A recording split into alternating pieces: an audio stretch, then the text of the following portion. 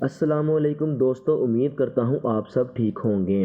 پیارے دوستو، آج کی ہماری ویڈیو کا مقصد منکی پاکس وائرس نامی ایک وائرس کے بارے میں آپ کو مکمل معلومات فراہم کرنا ہے کہ منکی پاکس وائرس کیا چیز ہے، یہ کہاں سے آیا ہے اور کیا یہ جان لیوا ہے، اور کرونا وائرس کے مقابلے میں یہ وائرس کتنا خطرناک ہے، اور یہ وائرس پاکستان میں اب تک کس حد تک پھیل چکا ہے اور کس حد تک پھیل سکتا ہے۔ اس کے علاوہ اگر کسی کو منکی پاکس ہو جائے تو وہ کس طرح نشاندہی کر سکتا ہے، اور اس کے علاوہ اس وائرس سے کس طرح بچا جا سکتا ہے۔ دوستو، آج ہم آپ کو اس ویڈیو میں ان تمام سوالات کے جوابات بتائیں گے۔ دوستو، ویڈیو کو آخر تک ضرور دیکھیے گا، اور اگر آپ نے ہمارا یوٹیوب چینل میرا پاکستان کو ابھی تک سبسکرائب نہیں کیا تو اس کو سبسکرائب کر کے ساتھ بنے بیل آئیکن کو بھی دبا دیں تاکہ آپ کو ہماری آنے والی ہر نئی ویڈیو کا نوٹیفیکیشن ملتا رہے۔ تو چلیے دوستو، شروع کرتے ہیں آج کی ویڈیو۔ میرا نام ہے محمد رمیز اور آپ دیکھ رہے ہیں اپنا پسندیدہ یوٹیوب چینل میرا پاکستان۔ پیارے دوستو، تقریباً 2 برس کرونا وائرس سے مقابلہ کرنے کے بعد دنیا میں معمول زندگی ابھی بحال ہونا شروع ہوا ہی تھا کہ ایک نئے وائرس نے خطرے کی گھنٹی بجا دی ہے۔ اس وائرس کا نام ہے منکی پاکس۔ حالانکہ یہ نیا وائرس کرونا کی طرح بہت زیادہ تیزی سے نہیں پھیل رہا، پھر بھی طبی ماہرین نے انتباہ جاری کیا ہے کہ بروقت اقدامات کر کے اسے نہ روکا گیا تو دنیا کو ایک اور وبا کا سامنا ہو سکتا ہے۔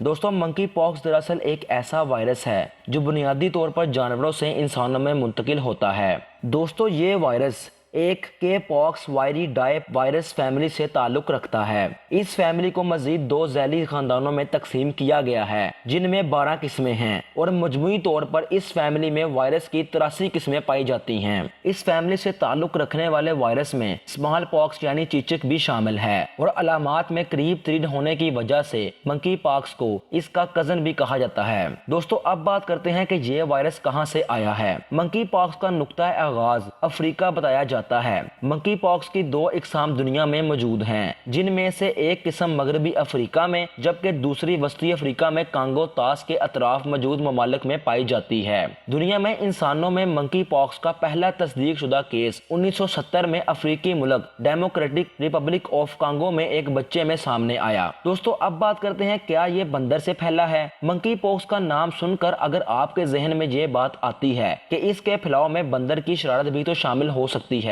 تو آپ کا اندازہ غلط ہے۔ دراصل انسانوں میں منکی پاکس کا کیس سامنے آنے سے سالوں پہلے 1958 میں ڈنمارک کی ایک تجربہ گاہ میں رکھے گئے 2 بندروں کو یہ بیماری ہو گئی تھی، جس کی وجہ سے اس کا نام بھی منکی پاکس پڑ گیا۔ یہ بات تو طے ہے کہ اس وائرس کا منبع بندر نہیں ہے، اور نہ ہی یہ وائرس بندروں سے انسانوں میں منتقل ہوا ہے۔ پیارے ناظرین، سائنسدان حتمی طور پر یہ پتہ نہیں چلا سکے کہ کون سا جانور منکی پاکس وائرس کا گھر ہے، تاہم افریقی چوہوں کو اس کے پھیلاؤ کا اصل ذمہ دار قرار دیا جاتا ہے۔ اگر منکی پاکس کا حامل کوئی جانور کسی شخص کو کاٹ لے یا پنچ مار دے یا انسان کے فضلے اور تھوک وغیرہ سے تعلق میں آ جائے تو وائرس انسان میں منتقل ہو جاتا ہے، اور پھر متاثرہ انسان دیگر انسانوں میں اس کے پھیلاؤ کا سبب بنتا ہے۔ دوستو، اگر اس وائرس کی منتقلی کی شرح کی بات کی جائے تو امریکی ریاست نیو جرسی کے محکمہ زراعت کی ویب سائٹ پر موجود اعداد و شمار کے مطابق ایک انسان سے دوسرے انسان میں منکی پاکس کی منتقلی کی شرح